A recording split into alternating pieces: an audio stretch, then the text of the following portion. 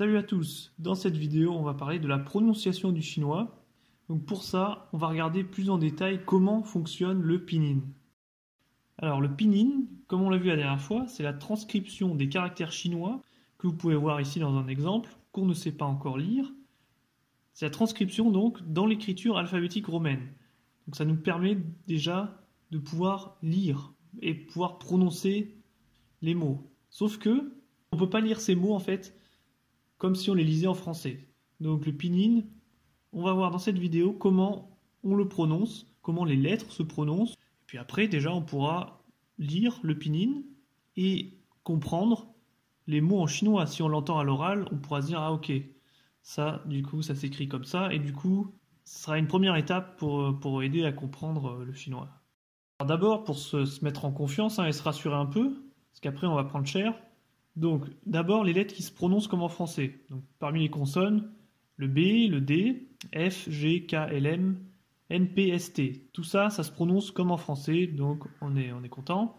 Au niveau des voyelles, il n'y en a que 3, donc qui se prononcent comme en français. Bon, c'est déjà pas mal, mais maintenant, on va regarder quelles sont les lettres et les combinaisons de lettres qui ne se prononcent pas comme en français. On commence avec le H. Donc, c'est pas le H aspiré comme en anglais, hein. Le H se prononce comme R, comme dans riz. Donc un exemple basique, ni hao. Donc c'est pas ni hao, mais ni hao. C'est donc un R. On passe à la deuxième lettre. Le J se prononce comme J, comme dans jean. Exemple, Jiro, qui veut dire donc poulet. Donc voilà, le J c'est comme J. Le Q se prononce comme Ch, comme dans chin chin. En tant que bon français, hein, on aime bien siroter un petit verre de vin, ou s'en enfiler plutôt. Et du coup, exemple, ping pang chio, le Q, c'est ch. Le X se prononce ch, comme dans chier. Alors, désolé si c'est un peu vulgaire, j'ai utilisé cet exemple parce que, voilà, l'exemple très connu, chier chier, qui veut dire merci, voilà, se prononce ch. Donc le X, c'est pas xier xier, mais chier chier. ZH se prononce dj. Encore une fois, notre fameux jean. Exemple, ju, qui veut dire cochon. CH se prononce ch, comme dans chin chin, encore une fois. Exemple, che, qui veut dire manger. SH se prononce ch, comme dans chute. Exemple, che, qui veut dire être. Le R, alors ça, c'en est un très compliqué, se prononce je, comme dans Jean ou je. Donc en fait, il faut un peu parler au fond du palais, et nous, on n'est pas habitué à faire ça. Donc exemple, je, qui veut dire jour. Donc là, c'est chaud, hein, j'ai du mal à prononcer ça, donc c'est un des plus durs, mais voilà, faut s'y faire. Alors Z se prononce z, comme dans, si vous trouvez quelque chose, respect, bien joué. Exemple, the. Le C se prononce ts, comme dans cats en anglais. Donc exemple, shu tsai, qui veut dire légumes. Le E, alors lui je l'aime bien. Le E se prononce E, comme dans E ou le. Exemple, ge ou ea. Alors, E, le E tout court, c'est un mot, mais ça veut dire, enfin c'est une lettre, hein, mais ça veut dire manger. Et du coup, ça, j'ai une petite technique. Il faut faire semblant de vomir. Donc, et comme ça, on se fait comprendre. Ça se prononce vraiment un peu comme ça. Donc, faut pas trop forcer non plus pour pas faire peur aux Chinois, mais ça marche vraiment parfaitement. Fais semblant de vomir. Et puis du coup, bah, c'est très clair. Alors le I, c'est plus compliqué. Il peut se prononcer I ou E, comme dans ri ou me. Exemple, li ou dze. Donc là, c'est avec le temps, hein, en apprenant. On verra ça au fur et à mesure, donc faut pas, on va pas stresser, ça va le faire. Le U se prononce ou, comme dans pou. Donc exemple, bou. Bou, ça veut dire pas, donc c'est la négation. Ce U avec tréma se prononce U, comme dans puce. Exemple, nu, qui veut dire fille. ER ne se prononce pas E comme en français, mais R. Donc la lettre comme en anglais. Donc il faut prononcer la lettre R en anglais. Exemple, R, duo. AI ne se prononce pas E, mais AI, comme dans aïe, tu m'as fait mal. Exemple, aïe. Bon, voilà. Numéro 17, donc là on commence vraiment à être perdu, mais on continue quand même, parce qu'on est fou. EI, ei, comme dans oreille, donc ça se prononce ei. Exemple, rei, se. Donc vous avez bien vu, le H, je l'ai prononcé r, hein, comme un R. Rei, se. Ensuite, OU se prononce O, comme dans go, en anglais. Let's go. Et exemple, go, qui veut dire chien en chinois. AN se prononce an et pas an. Donc an. Exemple, one, an. Alors, j'ai du mal avec les accents, hein. Vous pouvez le voir si vous êtes bon en chinois. Bon, là on est là pour apprendre, hein, mais du coup, là ce qui est intéressant, c'est de voir que ça se prononce pas an, mais an. Les accents, pour le moment, c'est dur. EN, en, ne se prononce pas en, mais eun, comme dans gun en anglais. Exemple, jeune, qui veut dire personne. ANG se prononce ang, comme dans mang.